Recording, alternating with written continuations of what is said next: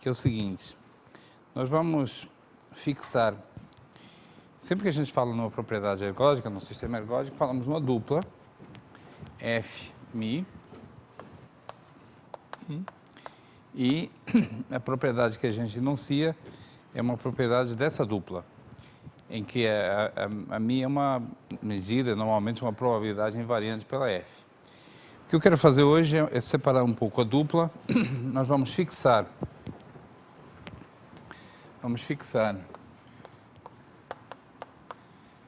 F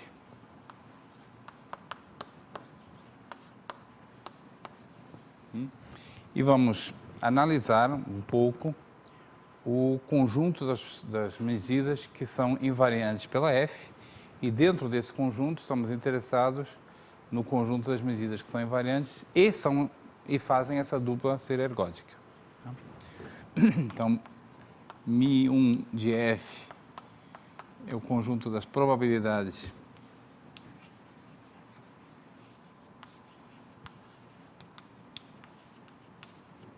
invariantes por F,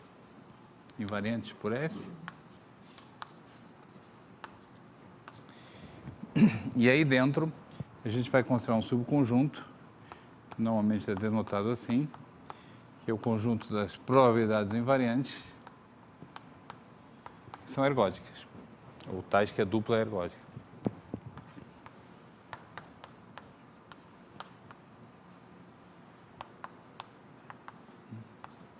A maneira correta de dizer seria dizer que o par é ergódico. A gente também diz que μ é ergódica para F, ou que F é ergódica para μ, significando a mesma coisa.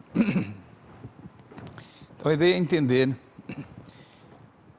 que propriedades essas medidas ergódicas têm e como é que esse conjunto vive dentro, como subconjunto do M1 de F. Eu vou já contar o segredo, contar o final do filme, e dizer para vocês que a conclusão é a seguinte: o conjunto M1 de F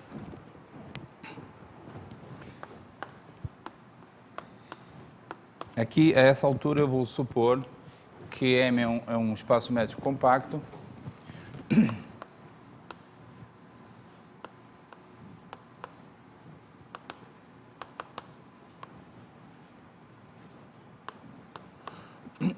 e que F é uma aplicação contínua.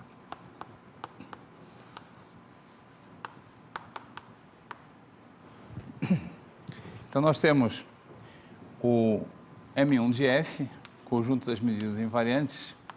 Nós sabemos que é, sob essas hipóteses, é não vazio, e é, evidentemente, um conjunto, um subconjunto do conjunto das probabilidades borelianas em M. Tá? E esse subconjunto é fechado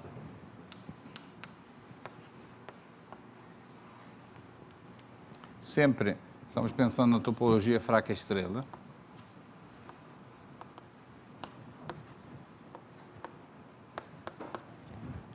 esse conjunto é fechado.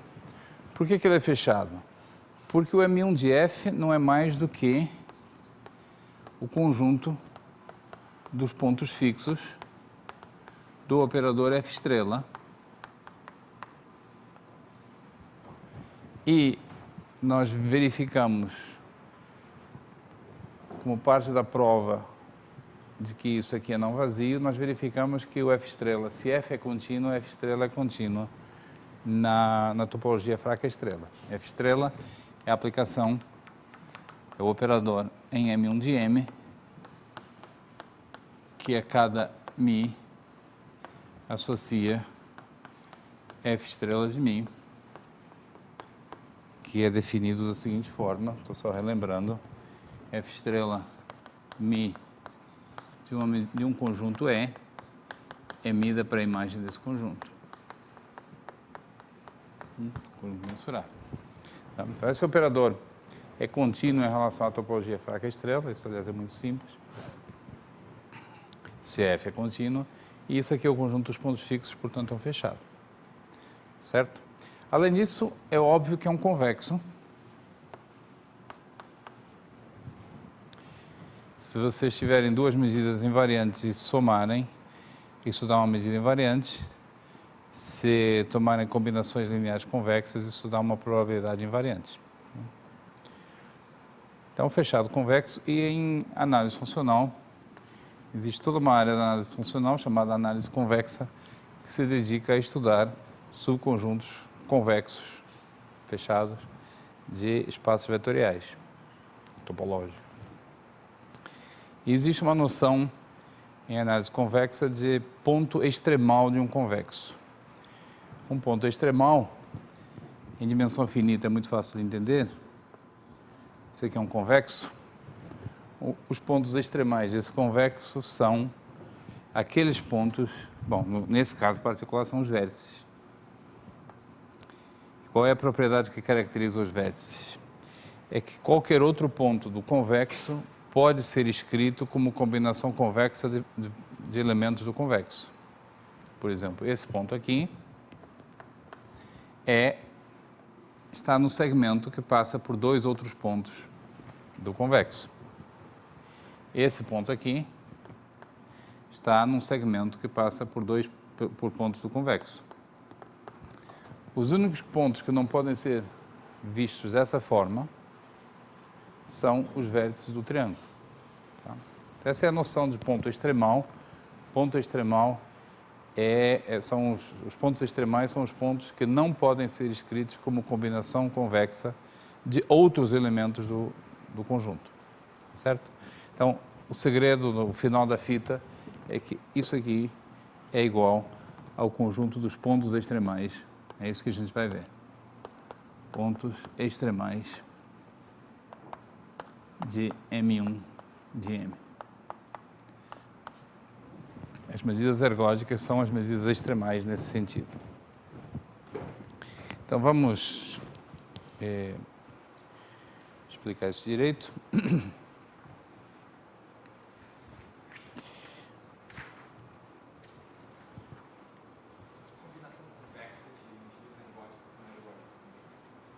Vamos ver um exemplo.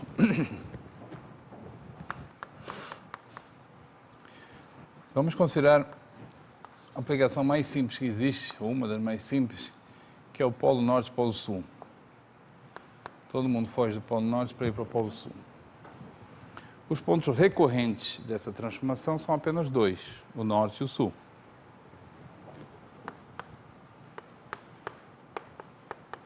Tá? Todos os outros vão embora, vão para o hemisfério sul e não voltam mais. Certo? Então, qualquer medida invariante tem que estar suportada nesses dois pontos. Isso quer dizer que o M1 de F é formado por delta no polo norte, vezes algum coeficiente, mais delta no polo sul, vezes alfa e beta, onde alfa e beta são números maiores ou iguais que zero, e para que isso seja uma probabilidade, alfa mais beta deve ser igual a 1. Tá certo? Então, a medida delta norte é uma medida ergódica. Qualquer conjunto invariante tem medida 0, 1. Eu posso até tirar a palavra invariante da minha frase. Né? Uma medida de Dirac sempre é ergódica, porque todo conjunto tem medida 0, 1. Delta sul também. Agora vamos considerar uma combinação convexa das duas. Por exemplo, alfa vezes delta n mais beta vezes delta s. Por exemplo, meio a meio. Essa medida aqui, 1 meio delta n mais 1 meio delta s. O que vocês acham? Essa medida é ergódica ou não?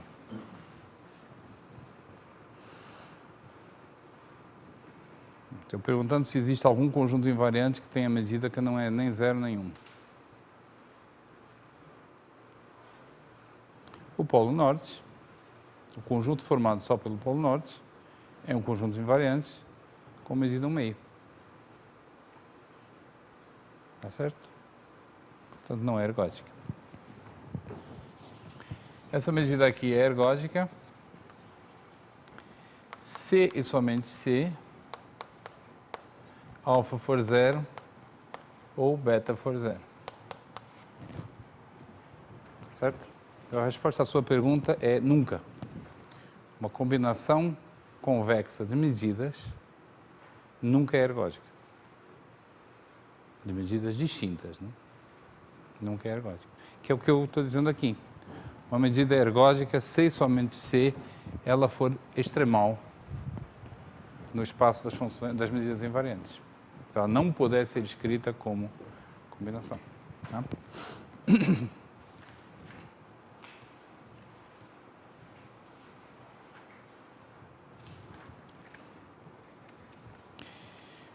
Então, vamos formular isso e demonstrar. O primeiro lema diz o seguinte: suponha que você tem duas medidas invariantes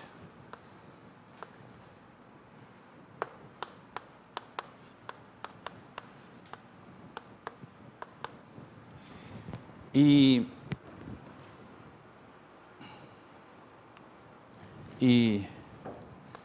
uma delas é ergódica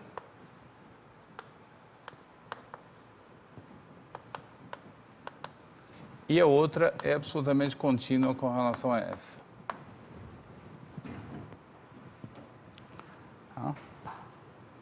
Então,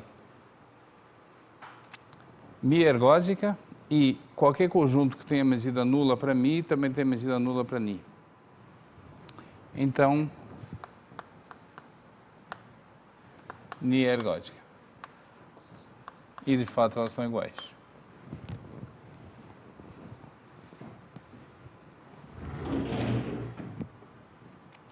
Em outras palavras, medidas ergódicas são minimais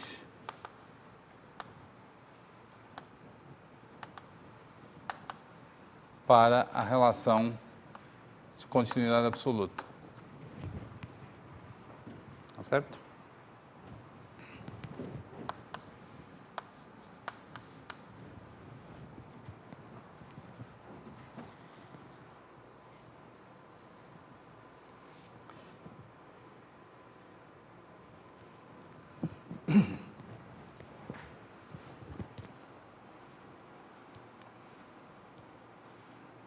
Então, como é que a gente vai provar isso? Vamos considerar uma função φ mensurável limitada. Qualquer. Por exemplo, uma função característica de um conjunto mensurável. Tá? O teorema ergódico diz para a gente que o limite 1 sobre n soma com j de 0 a n menos 1 de φ fj de x, que esse limite existe,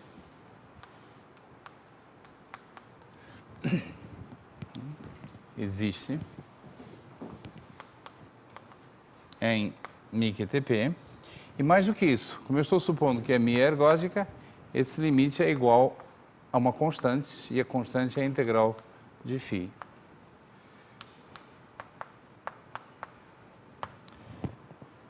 Certo?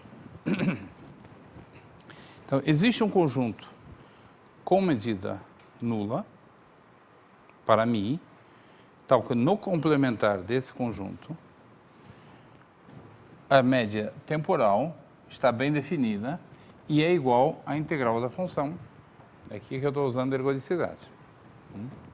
Que eu estou usando que Mi é ergódica. Tá, e aqui estou usando o teorema ergódico de Birkhoff.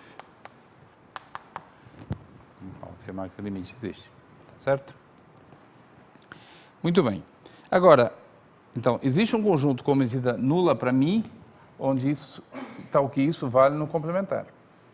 Se esse conjunto tem medida nula para Mi, por causa dessa hipótese, também tem medida nula para Ni. Então, usando aqui o fato de que a Ni é absolutamente contínua, eu tenho que φ x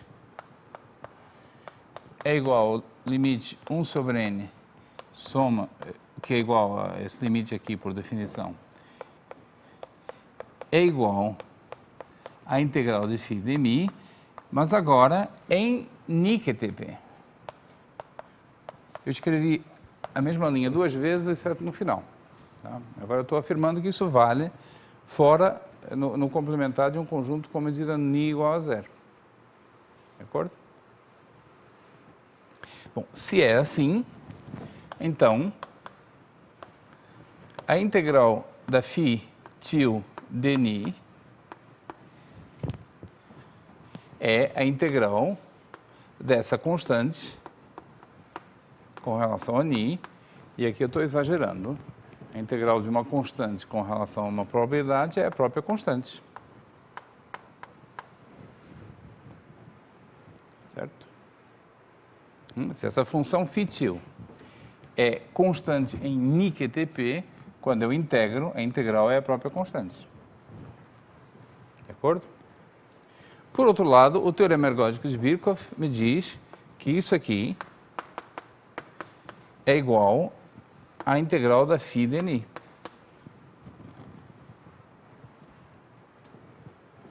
O teorema ergódico aplicado à medida invariante de ni. Certo?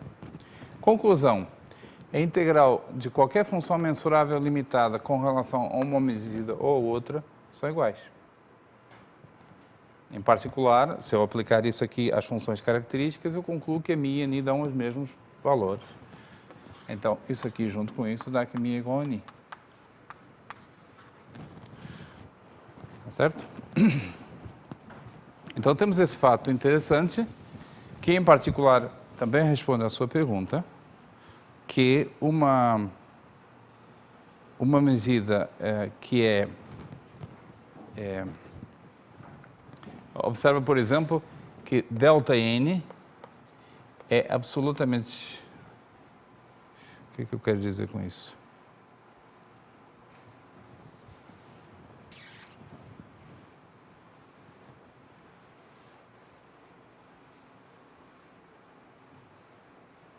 Bom, não quero... Não quero dizer nada nesse contexto aqui. Então, temos essa observação que medidas ergódicas são minimais. Ninguém pode ser menor que uma medida ergódica para essa relação de absolutamente contínuo.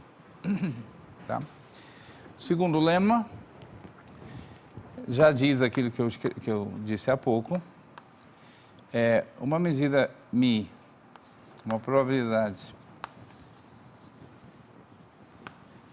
invariante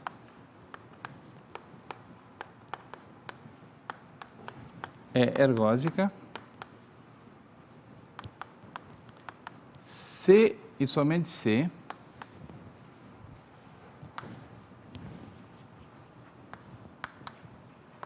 não é possível escrever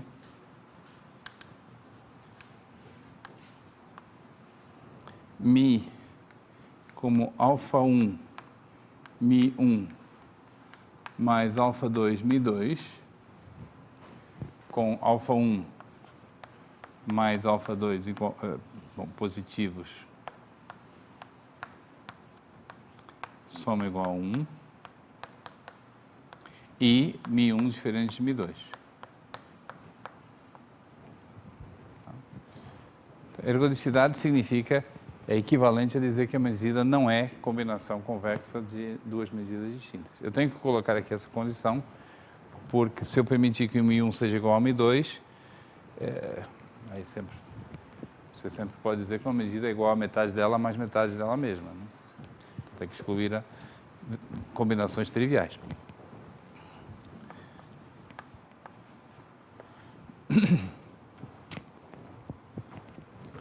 Como é que é a demonstração disso aí? Temos que provar duas implicações.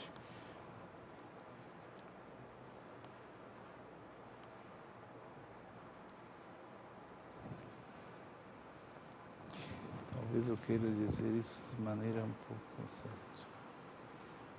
Ok. Então, vamos supor que mi não é ergódica.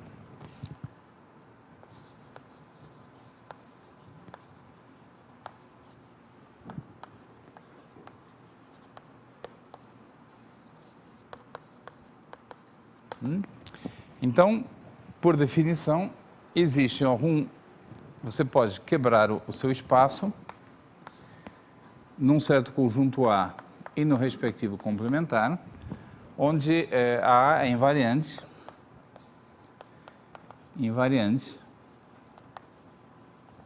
com mi de A maior que zero e mi de A complementar também maior que zero. É outra maneira de dizer que o mi de A não é igual a 1. Não é nem 0 nem 1.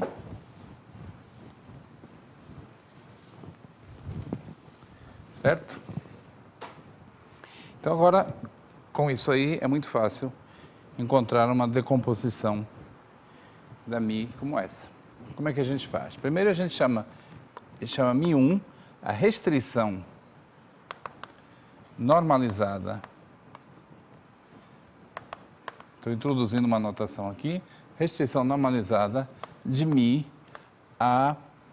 ao conjunto A, que é definida da seguinte forma: mi1 de um conjunto mensurável é a restrição, ou seja, é mi desse conjunto intersectado com A, mas aí você normaliza dividindo pela medida de A. E você pode fazer isso porque a medida de A é positiva. É fácil verificar que essa medida aqui é uma medida invariante.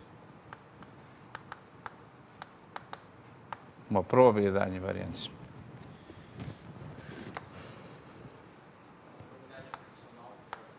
É a probabilidade condicional.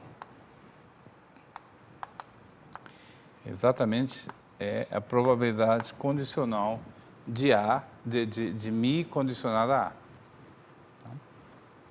Essa noção de probabilidade condicional vai aparecer de novo num contexto muito mais sofisticado do que esse, mas esse é o comecinho da teoria. Tá? E aí, da mesma forma, você pode definir mi2 de E como a condicional de mi no complementar de A, definição inteiramente análoga, e ela também é uma probabilidade invariante. Não vou nem fazer, porque é só escrever.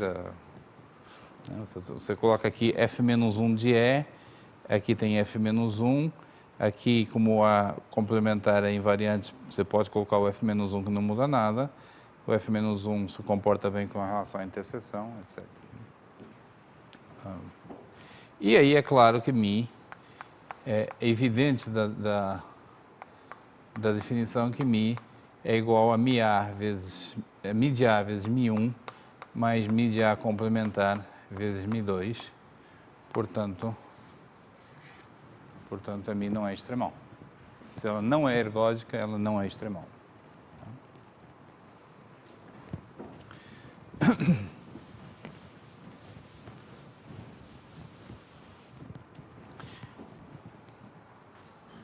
Certo, agora a gente quer mostrar que se a mi for ergódica, então ela é extremal.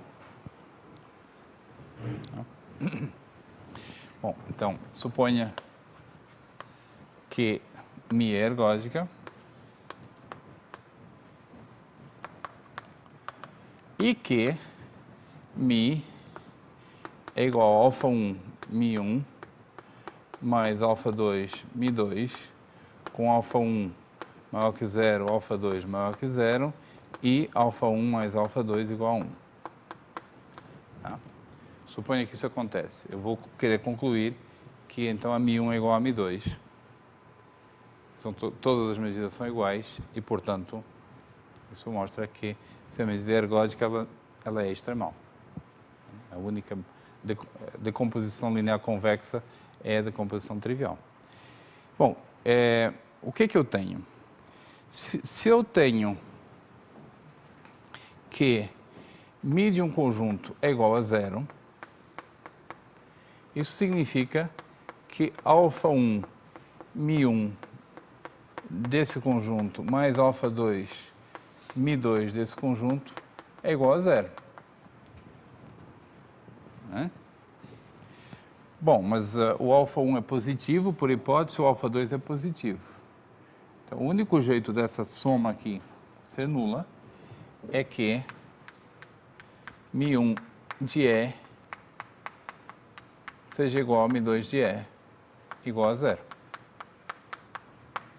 Tá? Então, se a Mi tem essa forma, a Mi1 e a Mi2 são absolutamente contínuas com relação a Mi.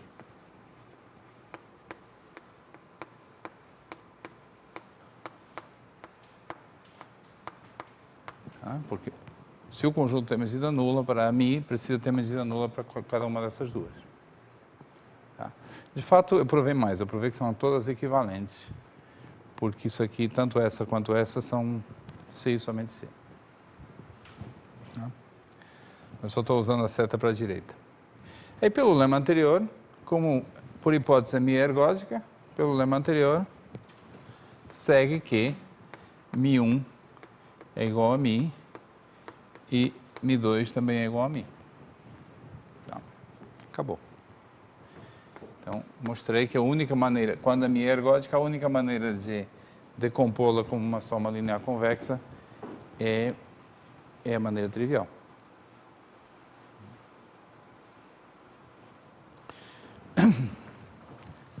Tá certo? Então, ficou provado esse fato aqui.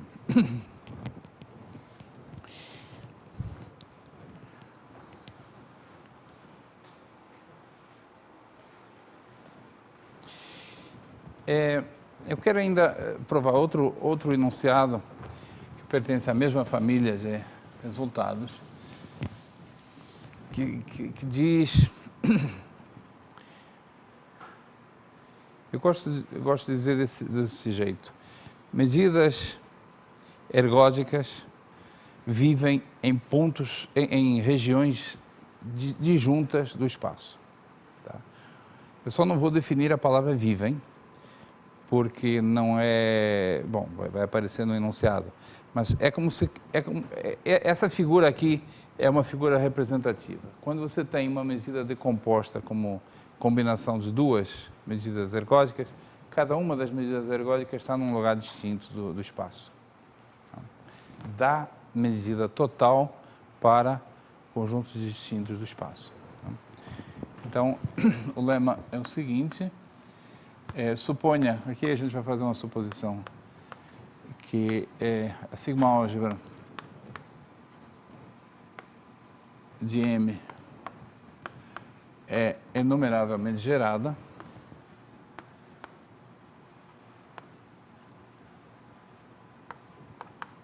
o que isso significa?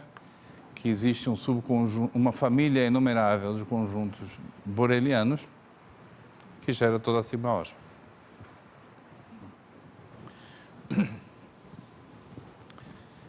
Praticamente todos os exemplos que vocês conhecem satisfazem isso. E aí, vamos supor que eu dou para vocês uma família qualquer de probabilidades invariantes ergódicas distintas. Seja Mi I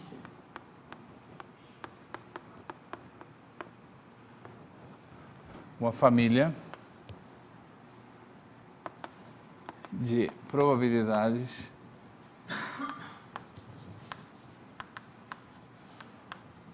invariantes ergódicas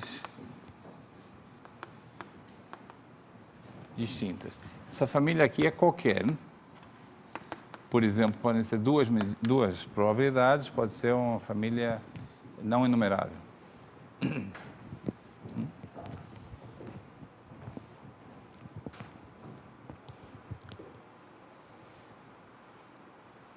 E eu estou supondo que elas são todas, que não são iguais. Então, esse é o enunciado, então, as Mi são mutuamente singulares.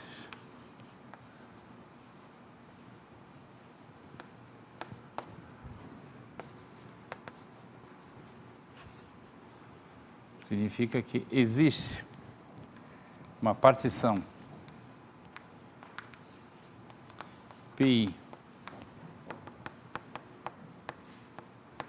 Esse conjunto I é só um conjunto de índices, tá? Pode ser finito, inteiros, qualquer coisa, é abstrato. Existe uma partição de M em conjuntos mensuráveis.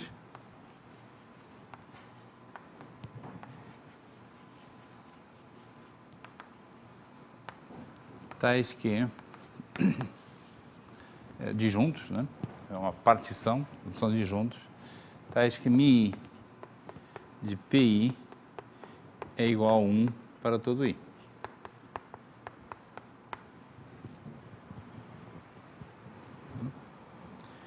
Então, cada uma dessas medidas tem a sua zona de influência, é o PI, a qual ela dá peso total. E, evidentemente, dá peso nulo a todas as demais. Então, é desse modo que medidas ergódicas conseguem conviver, com apartheid mesmo, separando cada uma no seu domínio.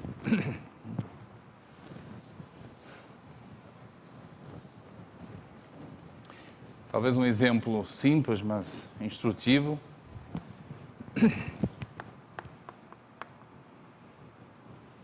Um exemplo um pouco extremo, aplicação de identidade no círculo. Todas as medidas são invariantes pela aplicação de identidades. Quais são aquelas que são ergódicas?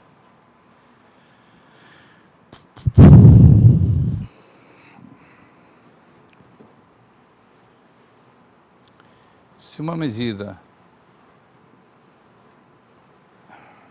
Bom, as deltas de Dirac são ergódicas, porque são sempre. Todo conjunto tem medida 0, 1. Qualquer outra medida não é ergódica. Então, nesse caso, as medidas ergódicas são as medidas ΔP, P pertencente a S1. Vou deixar vocês pensarem um pouquinho, que é realmente uma igualdade aqui. Por acaso, se aquele conjunto de índices for não numerável, Também. essa partição, cada elemento dela seria mensurável? Esse exemplo que eu vou dar aqui é de propósito, é não enumerável, o conjunto de índices. Mas sim, os PI são conjuntos mensuráveis. Eu tenho que provar o lema, né? Mas são conjuntos mensuráveis. E aqui vai ser não enumerável. Então, nesse caso aqui, eu tenho uma família, a família de todas as medidas ergódicas, não? São as ΔP, indexadas pelos pontos de S1. Quem é que é o domínio da... Né, se eu continuar usando os P's, os pontos do S1 para indexar, quem é que é o domínio correspondente? Onde que vive a medida ΔP? Vive em P.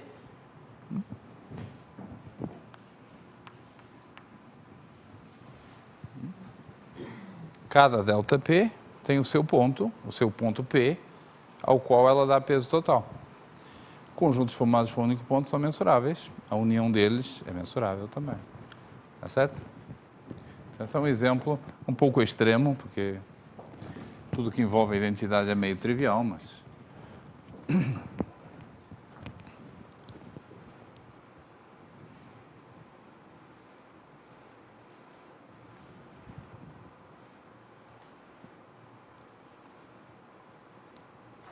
Então, como é que é a demonstração desse lema? A gente vai usar a hipótese, né? Vai tomar um gerador enumerável. Seja gama, contido na sigma álgebra mensurável, dos conjuntos mensuráveis, um gerador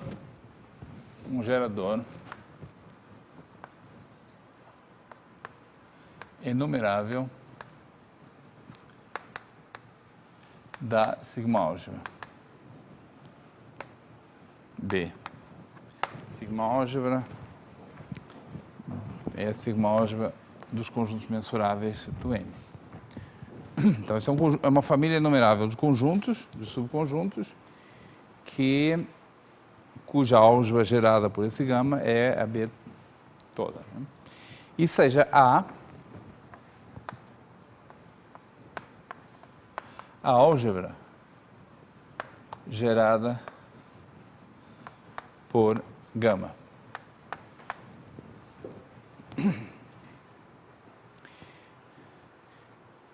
Bom, eu observo que A é enumerável.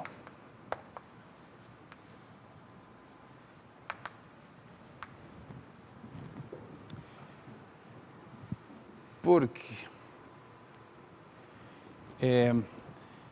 a álgebra gerada é um objeto muito mais simples do que a sigma álgebra gerada. A sigma álgebra gerada você está pedindo que seja fechada por todas as uniões inumeráveis, por todas as interseções inumeráveis, e a passagem ao complementar. Enquanto quando você fala de álgebra, você só pede uniões e interseções finitas. Então, não é difícil ver explicitamente quem é a álgebra gerada por um conjunto enumerável. Eu vou fazer aqui do lado, para não... é um rascunho.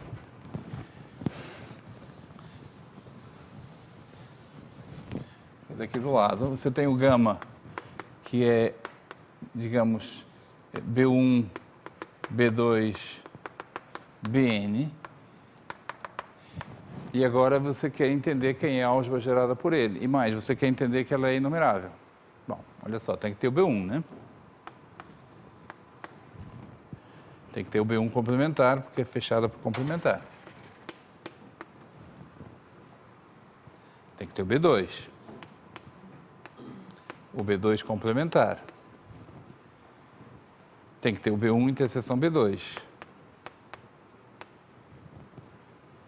Tem que ter o B1 interseção B2 complementar. O B1 complementar interseção B2. O B1 complementar interseção B2 complementar. E depois tem que ter as versões disso aqui com união. E depois tem que conter o B3 complementar, etc. Você vai construindo a sua álgebra à mão e dessa forma você ao mesmo tempo está enumerando os elementos da álgebra, tá certo? Você não pode fazer isso para sigma álgebra porque você precisa incluir interseções e uniões inumeráveis e desse jeito você nunca vai chegar em enumerável, tá? Então, a observação que eu fiz aqui é que se existe um gerador enumerável, você... claro, A gera B. Porque A contém o gama. Se o gama já gera o B, o A, por maioria de razão, também gera o B. Então, se existe um gerador enumerável, você pode supor que ela é uma álgebra. Tá? Ok. Então, agora, para cada I,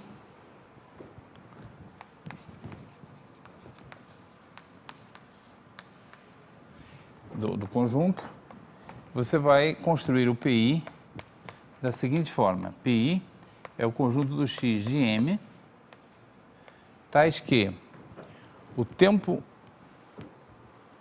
de permanência de um ponto em A, do X, da órbita do X em A, é igual à medida I do A, para todo A em A.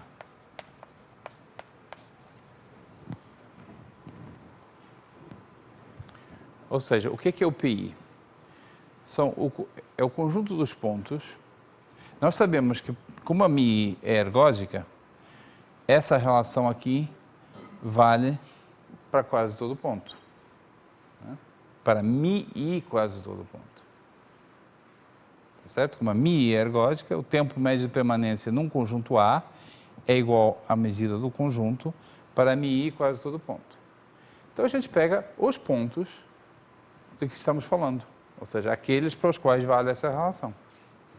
Mi de pi é total.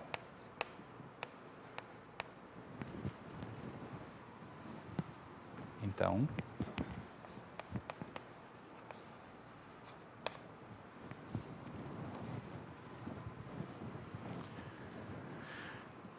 aqui tem uma sutilezazinha que eu vou apontar uma vez e depois também a gente vai passar batido em seguida. É uma sutilezazinha, que é a seguinte. O teorema ergódico diz que, dado A, isso aqui está definido em quase todo ponto. Esse quase todo ponto pode depender do A. O quase todo ponto, onde a média de Birkhoff de uma função converge, depende da função. Tá certo?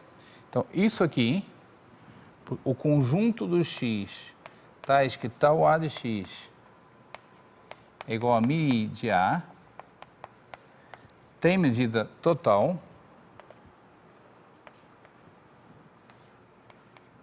para todo A, mensurável. Agora, aqui eu estou pedindo os pontos que satisfazem isso para todos os A's. Estou tomando uma interseção. Certo? Felizmente, é uma interseção em cima de um conjunto enumerável. Portanto, esse fato, mais o fato de que A é enumerável, é que garante aquilo ali. Tá? Isso é uma fonte de erro muito comum. Você tem, para toda a psi, você aplica o teorema de Birkhoff, existem as médias de Birkhoff, a média de Birkhoff da psi está definida em quase todo ponto. Pergunta, será que existe o que você pode dizer sobre o conjunto dos pontos x, tais que a média de Birkhoff está definida nessa órbita do x, para todas as funções mensuráveis? Todas ao mesmo tempo, simultaneamente. Em geral é vazio. Tá? Agora, se você está tomando uma interseção sobre um conjunto enumerável, é claro que essa interseção de conjuntos com medida total tem medida total. Tá? Ficou claro? Tá bom? Então, mi de pi é igual a 1. O que mais é que falta? Falta só observar que os pi são disjuntos. Pi interseção PJ é igual a vazio, porque se suponha que você tem x na interseção, então o tempo médio de permanência AX é igual a mi de A, mas esse mesmo tempo médio de permanência também é igual a mi J de A, para todo A. Bom, então isso implica que mi de A é igual a mi J de A para todo A na álgebra. E como essa álgebra gera a sigma álgebra toda, isso implica que mi de A, mi é igual a mi J.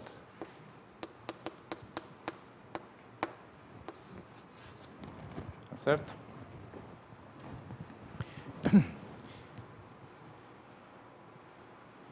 E aqui eu escrevi algo que não está inteiramente correto. Existem conjuntos,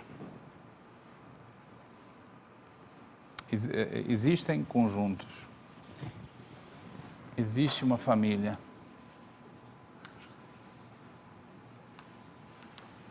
de conjuntos mensuráveis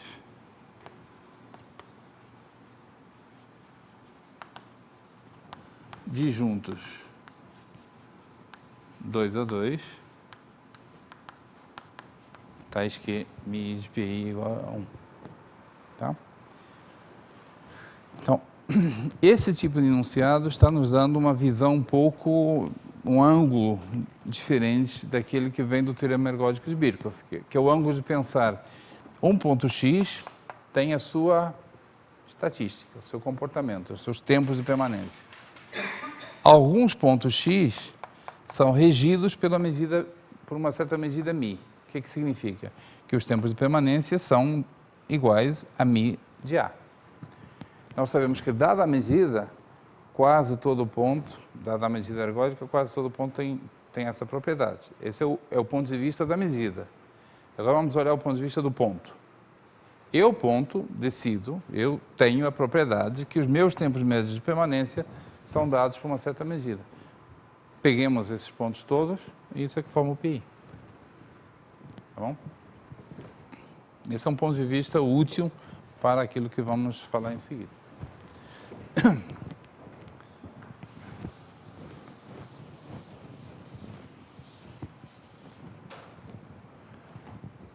Tá bom?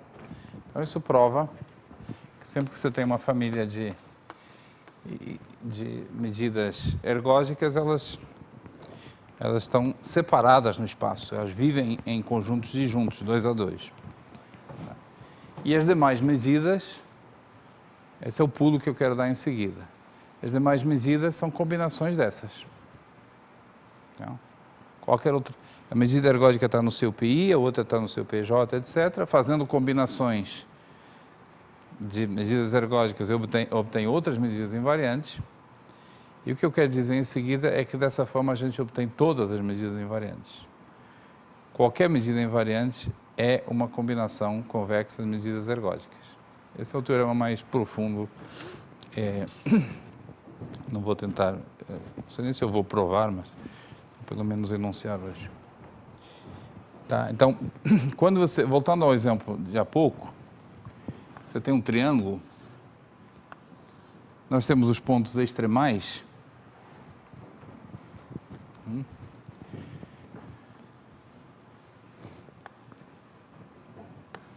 São esses pontos que não podem ser escritos como combinação convexa dos demais. Então, por definição, dado outro ponto qualquer, ele pode ser escrito como alguma combinação convexa. Mas é melhor do que isso. Se eu der para vocês esse ponto aqui, ele pode ser escrito como combinação convexa não só de dois outros pontos do convexo, mas melhor do que isso, ele pode ser escrito como combinação convexa daqueles dois extremais. Se eu der para vocês um ponto aqui, aí talvez seja um pouquinho mais difícil, mas esse ponto, vamos chamá-lo de X, esse aqui eu vou chamar de V1, V2 e V3. Ou talvez de E1, E2 e E3, para ressaltar que são extremais. Dado esse ponto X, eu posso escrevê-lo, X, como alfa 3 E3 mais, vamos dar um nome a esse aqui, vamos chamar de Y, mais 1 menos alfa 3 Y. Estou dizendo que o X pertence ao segmento que liga E3 a Y. Por outro lado, esse Y pode ser escrito como combinação do E1 com o E2, porque ele está no segmento que une E1 e E2. Então, Y é igual a beta 1 E1 mais beta 2 E2. E se eu juntar essas duas relações, eu concluo que X é igual a 1 menos alfa 3 beta 1 E1 mais 1 menos alfa 3 beta 2 E2 mais alfa 3 E3. Tá?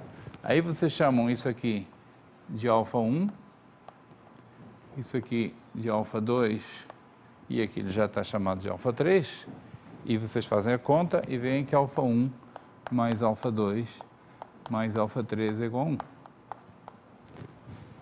que eu mostrei? A obviedade, o fato óbvio, de que qualquer ponto do triângulo é uma combinação linear convexa dos pontos extremais do triângulo. Tá certo? Isso não é um fato geral Isso é meio óbvio se vocês pensarem em termos de convexos em dimensão finita. Tá? Qualquer poliedro, os pontos do poliedro são a combinação convexa dos vértices. Isso não é um fato geral em dimensão infinita, e nós podemos colocar a seguinte questão, que é o análogo: toda μ de M1 é combinação linear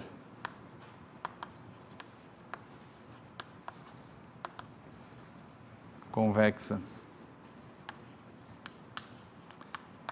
de elementos extremais?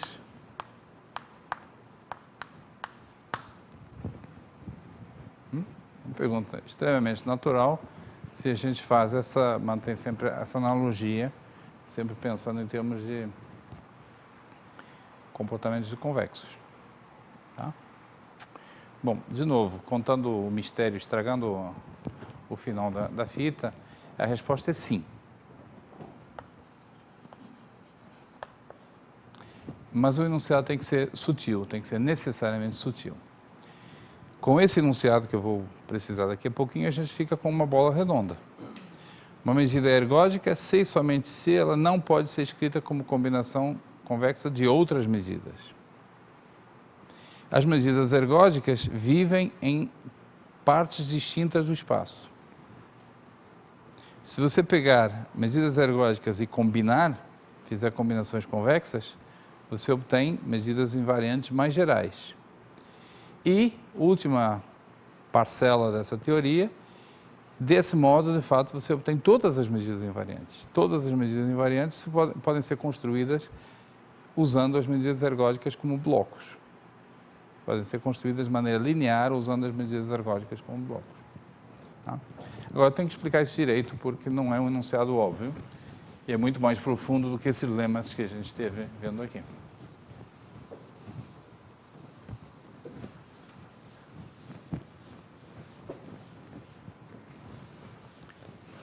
Então, para isso, antes de passar ao enunciado, eu vou relembrar os dois exemplos que eu falei antes na aula de hoje, que são o Polo Norte e o Polo Sul,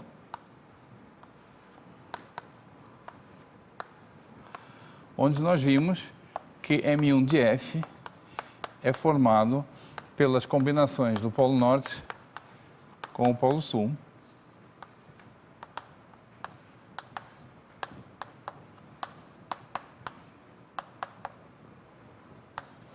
Então, aqui o enunciado, aquele sim, é óbvio. Toda medida invariante pelo Polo Norte e Polo Sul é uma combinação convexa de medidas de Dirac, tá? Que são as medidas ergódicas. Nesse caso, o espaço M1 de F é um intervalo. É o intervalo que une o delta norte ao delta sul. É um segmento.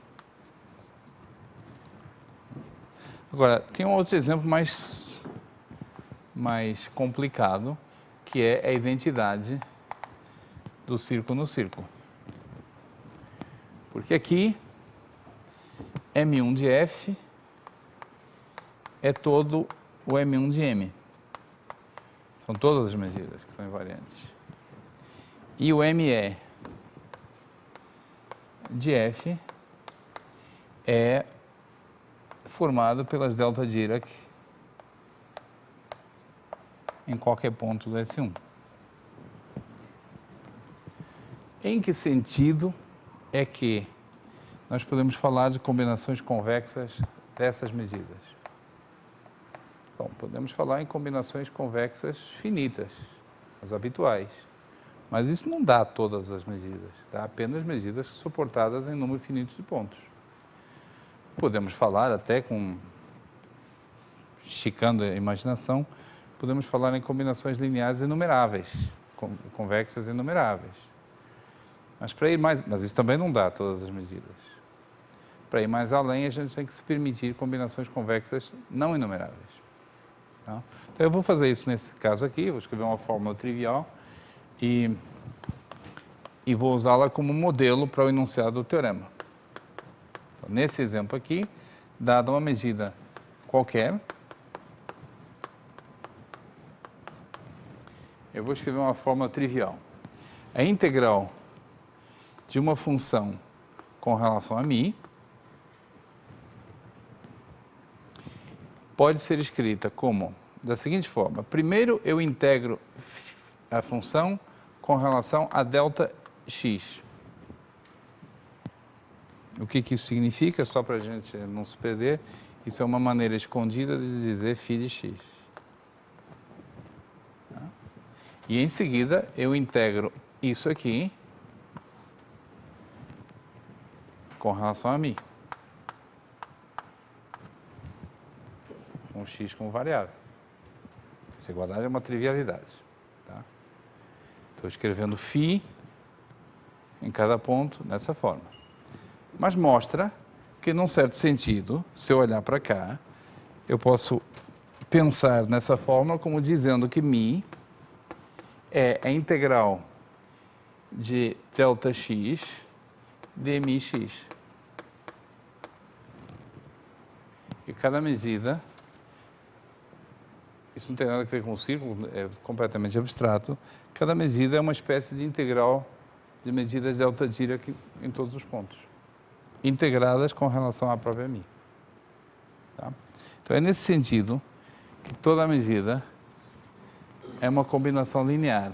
A combinação linear aqui não é dada por uma soma, é dada por uma integral. Por uma integral em relação a uma probabilidade. Tá?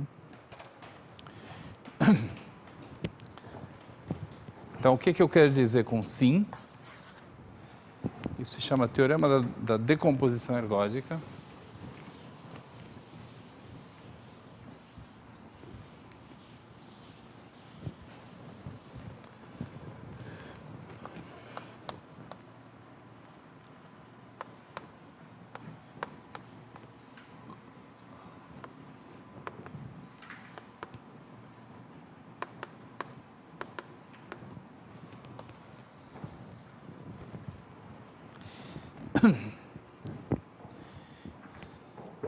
Ele está enunciado e provado no livro num contexto mais geral, em termos do tipo de espaço métrico que você pode considerar, mas eu vou me manter coerência, vou me manter no contexto aqui. Então, seja f de m em m, uma transformação contínua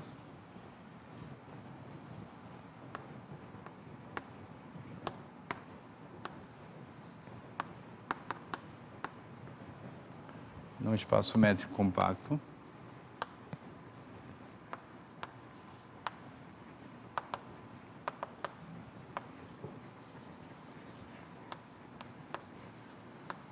E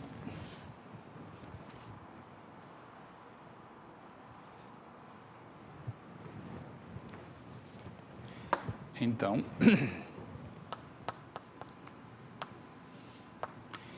existe uma partição P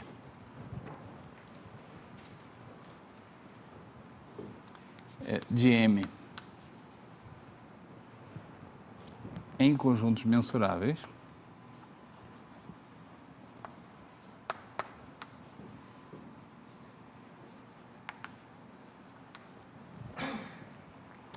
e aqui, como sempre, eu me permito jogar fora conjuntos com medida nula.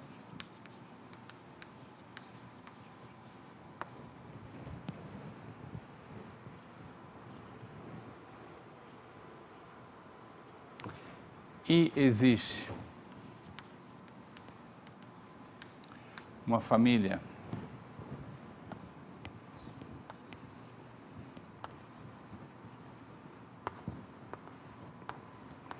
μP indexada pelos elementos de P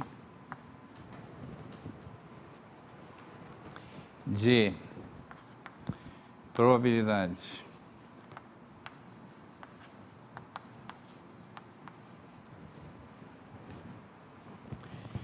invariantes ergódicas. De fato, num certo sentido, são todas as probabilidades invariantes ergódicas. O fato de elas virem indexadas por elementos de uma partição não deveria ser muito surpresa para vocês, por causa desse enunciado aqui, que diz que medidas ergódicas vivem em conjuntos distintos. Eu só estou dizendo que eu posso tomar esses conjuntos cobrindo quase todo o ponto.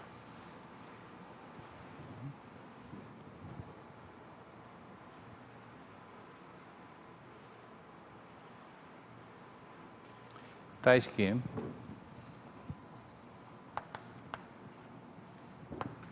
dada qualquer... Vou passar para cá.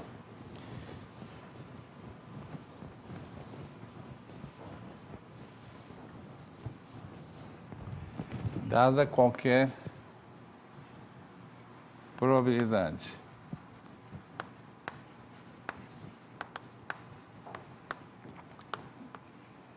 invariante,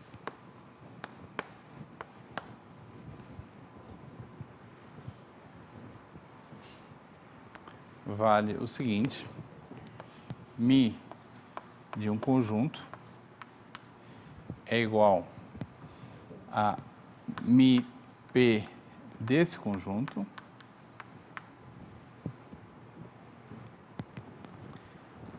integrada com relação a P para alguma. Então, existe uma probabilidade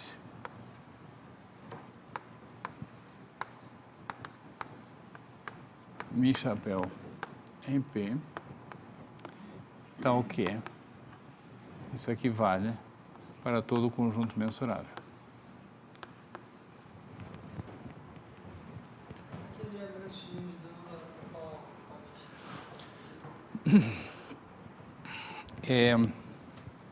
A gente usa uma expressão que é um pouquinho enganadora. Do jeito que eu escrevi, a sua pergunta faz sentido. Então, vamos livrar da sua pergunta. A menos de probabilidade nula.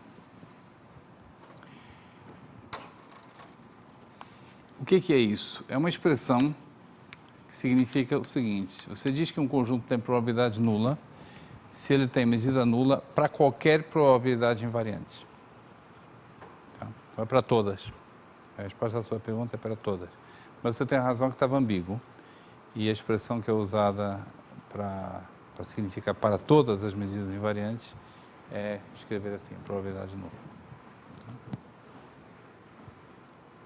Então, jogando fora, a menos de jogar fora um pedaço que é irrelevante para qualquer medida invariante, você tem uma partição do que sobra e associado a cada elemento da partição você tem uma medida ergódica e com essas medidas ergódicas, a menos de colocar mais peso numa ou na outra, ou seja, a menos de escolher essa μ chapéu em P, você pode escrever toda a medida como combinação dessas μp's.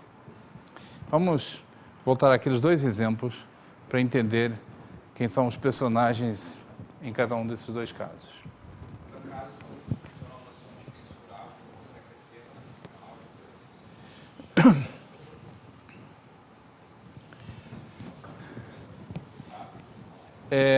Você está perguntando se eu completo a sigma álgebra. De fato, eu não preciso e não devo. Eu não preciso e não devo. E a razão é a seguinte, é que completar uma sigma álgebra, para quem não lembra, é o seguinte: se você me dá uma sigma álgebra e uma medida, uma probabilidade nessa sigma álgebra, e eu decido acrescentar à sigma álgebra todos os subconjuntos de algum conjunto com medida nula. Usando o seguinte princípio: quem é menor que um conjunto com medida nula passa a ser mensurável e tem medida nula por definição. Esse é o completamento. Tá? Você sempre pode completar. Mas completar é uma coisa que só é apropriado fazer quando você está lidando com uma medida. Porque o completamento é com relação a essa medida. Tá certo? e nós aqui temos um bando de medidas. Não é bom fazer completamento nesse contexto, você vai se perder. Tá?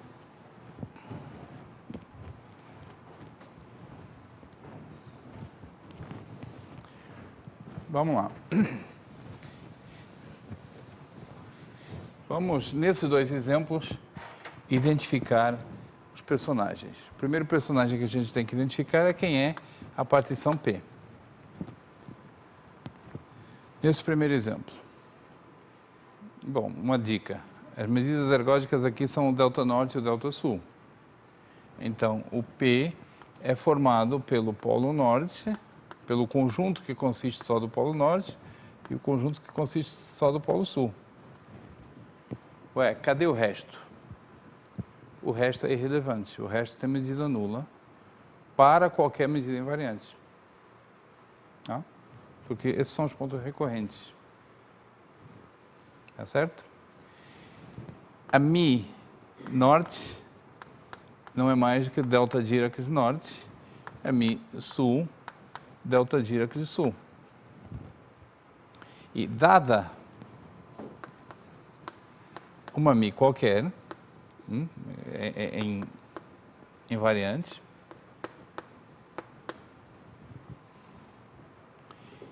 ela é combinação convexa dessas duas. Quem é a Mi chapéu? A Mi chapéu vai dizer qual o peso que tem essa e qual o peso que tem essa. Tá certo? Bom, qual o peso que deve ter essa aqui? É aquilo que a Mi diz que deve ter. Então, Mi chapéu é uma medida em P. E como é que ela é definida? Eu tenho que dizer quem é a medida do norte. Bom, é Mi de norte. E a medida do sul.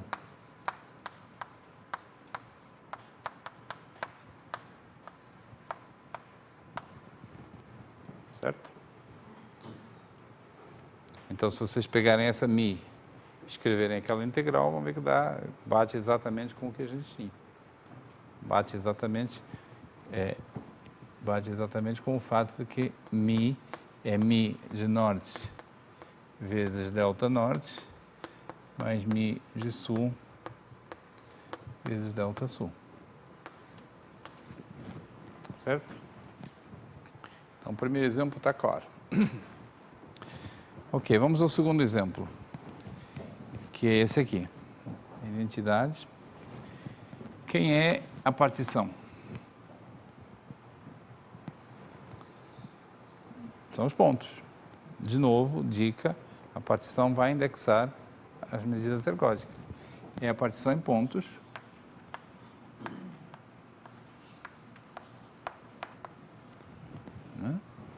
Dado um P, um elemento dessa partição, a respectiva MiP é o delta Dirac nesse ponto. É claro que essa partição pode ser identificada com o próprio S1, né? São exemplos um pouco triviais. O conjunto dos conjuntos formados pelos pontos de um conjunto é o conjunto. Talvez não em teoria dos conjuntos, mas, né? E quem é Mi chapéu?